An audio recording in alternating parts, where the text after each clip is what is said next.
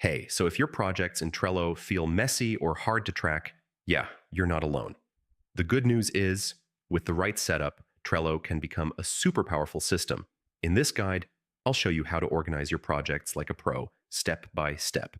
First, create one board per project or workflow. Don't mix everything into one place. It just gets confusing.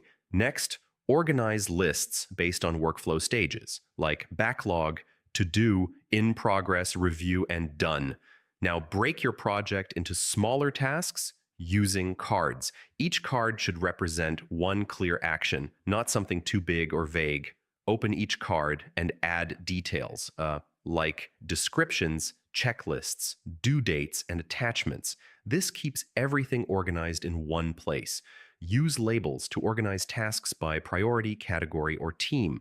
For example, red for urgent, blue for design, green for completed. If you're working with a team, assign tasks to specific people.